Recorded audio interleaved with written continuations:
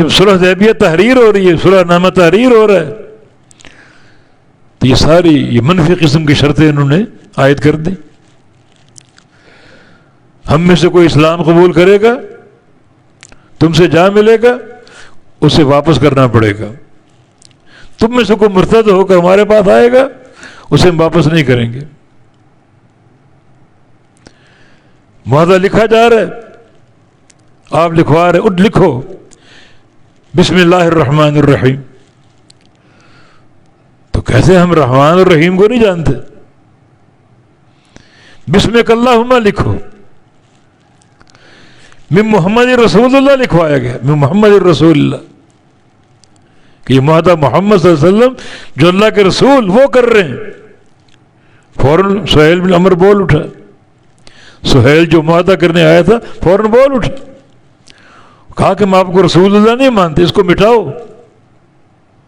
ہے نا ضد بازی، اس کو مٹاؤ.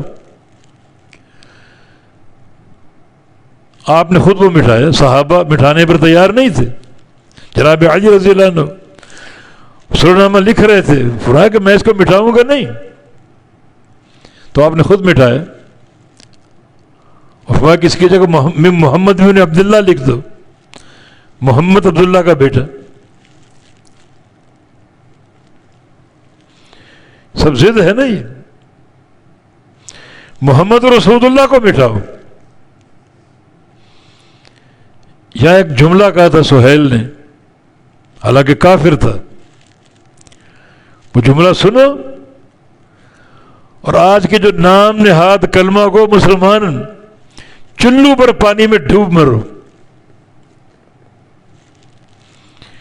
جس چیز کا فہم سہیل کافر کے پاس تھا، وہ فہم آپ کے پاس نہیں، نقطہ آپ سمجھ نہیں پا رہے.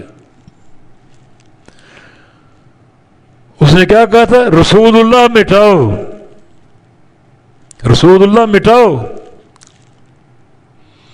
اور آگے کیا کہا؟ لو علمنا انک رسول اللہ لاتبعناک.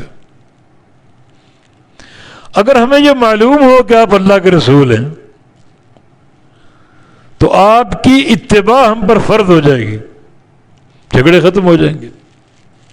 آپ کی اتباع ہم پر فرض ہو جائے گی. مانا وہ کافر کا فہم کیا ہے، کافر کیا سمجھتا ہے؟ جس کو رسول اللہ مان لیا اس کی اتباع فرض ہو جائے گی. پھر نہ قوم کی بات، نہ برادری کی بات، نہ باپ دادا کی بات،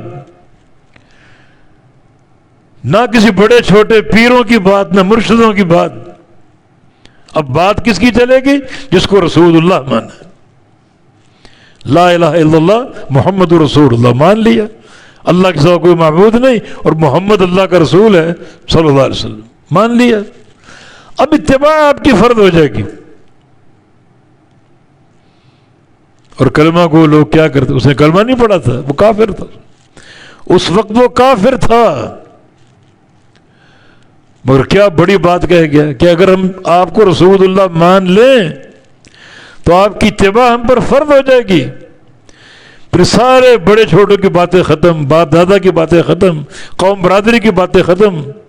اب کس کی اتباع کرنی؟ جس کو رسول اللہ مانا.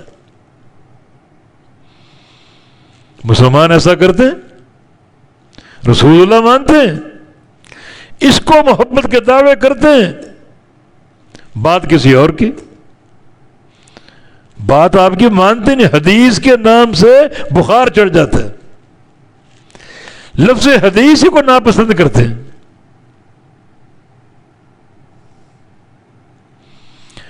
یونس بن عبید محدث گزرے، ان کا ایک قول ہے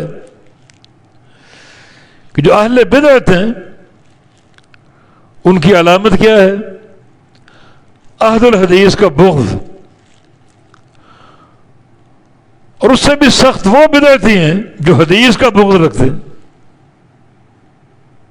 جن کے دل میں حدیث کا بغض ہے. رسول اللہ ماننا پھر کیا ہے؟ آپ کی حدیث کو نہیں مانتے، آپ کی باتوں کو نہیں مانتے، پھر رسول اللہ ماننے کا کیا معنی ہوا؟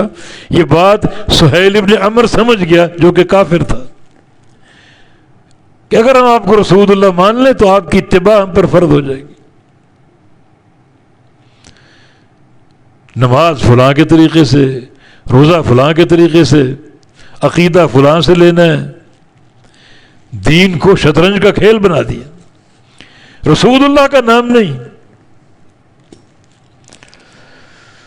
تو الغرض یہ آیت کریمہ بتا رہی ہے کہ یہ کافر اپنے دلوں میں انہوں نے جاہلیت کی ضد جو ہے وہ اتار لی اور قائم کر لی.